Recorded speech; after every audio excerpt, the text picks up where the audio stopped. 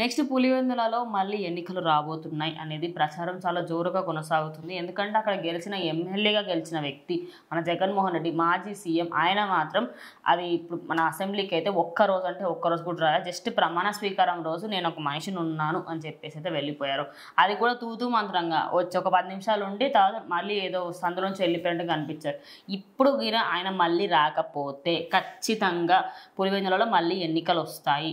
ఇంకా అప్పుడు రఘురామకృష్ణరాజు ఆయన అయితే క్లియర్గా చెప్పారు, ఆయన అక్కడ ఎవరు పోటీ చేసినా కూడా గెలుస్తారు. అదే కాకుండా ఇప్పుడు ఒక రోజు వచ్చి ఇంకో రోజు రాకుండా ఉండండి అన్నట్టుగా సలహా కూడా ఇచ్చారు అప్పట్లో. మీరేమంటారు? సో ఖచ్చితంగా జగన్కి అసెంబ్లీకి వచ్చే ధైర్యం ఉందా, అసలు అంత సీన్ ఉందా అని ప్రతి ఒక్కళ్ళు కూడా మాట్లాడుకుంటున్నారు. ఎందుకంటే ట్రిపుల్ ఒక్కళ్ళే కాదు, అటు జనసేన ఎవరైతే లీడర్లు ఉన్నారో, అటు టీడీపీ లీడర్లు ఎవరైతే ఉన్నారో వాళ్ళందరూ ఒకటే మాట, జగన్ అసెంబ్లీకి వస్తాడా, అంత దమ్ముందా?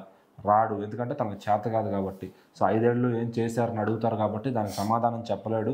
సో అందుకని అది జగన్కి అంత సీన్ లేదు. తను ఒక ఇదిగానే దాన్ని ఏమంటారు, అసెంబ్లీ నుంచి బహిష్కరింపబడే ఉన్నాడు ఇప్పుడు. సో అతనికి అసలు అర్హత లేదు, అంత అనర్హుడు అతను అని చెప్పి అది జగన్ అయితే విమర్శిస్తున్నారు అన్నమాట ఖచ్చితంగా. సో జగన్ కూడా వచ్చే ఛాన్స్ అయితే ఖచ్చితంగా లేదు. ఎందుకంటే ఇప్పుడు ఒక పార్టీతో అయితే తను ఏమైనా మాట్లాడగలుగుతాడు, ఇటు 2 పార్టీలు ఉంటాయి, 2 రకాలుగా ప్రశ్నలు వస్తాయి, 2 లీడర్లు ఉన్నారు. ఇప్పుడు అటు టీడీపీ చంద్రబాబు గారు సైలెంట్గా ఉన్నా కానీ లోకేష్ పవన్ కళ్యాణ్ మాటకి వదలరు. ఇంకా పాత సీనియర్గా ఎవరెవరైతే ఈయన వల్ల ఇబ్బందులు పడ్డ వాళ్ళు, జైలుకి వెళ్ళిన వాళ్ళు ఎవరైతే ఉన్నారో వాళ్ళందరూ అయితే ఖచ్చితంగా పీక్కుని తింటారని చెప్పొచ్చు. వీళ్ళు 11 మందిని అయితే ఏరి ఖచ్చితంగా బయటకు ఊదేస్తారు. వాళ్ళు వచ్చినా కూడా వాళ్ళకి ప్రశాంతత ఉన్నది ఖచ్చితంగా. అసెంబ్లీలో ఒక మంచి హీట్ అయితే ఉంటుంది. సో మరి జగన్ గారు వచ్చి ఎంత పదవిలో ఉన్నప్పుడు ఎంత పవర్ఫుల్గా అయితే ఉన్నారో, పదవి లేనప్పుడు కూడా అంతే పవర్ఫుల్గా రాలేడా అనేది జోకులు మాత్రం వేస్తున్నారు అనమాట.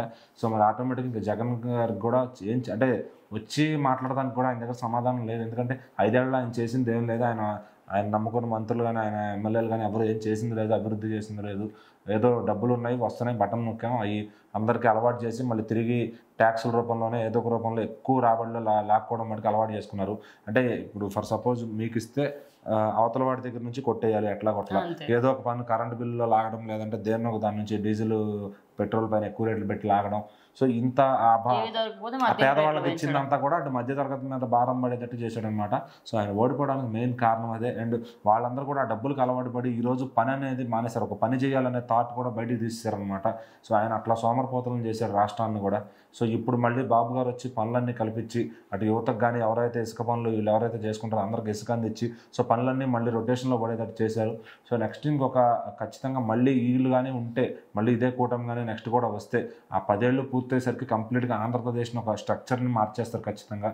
సో ఇప్పుడు జగన్ చేసిన పనికి వీళ్ళంతా కూడా మళ్ళీ కింద స్థాయి నుంచి మళ్ళీ పనులన్నీ మొదలుపెట్టి చేయాల్సి వస్తుంది. సో వీళ్ళు చేసింది చెడగొట్టకుండా ఉంటే మళ్ళీ వీళ్ళు వచ్చి కంటిన్యూ చేసుకునేవాళ్ళు ఖచ్చితంగా.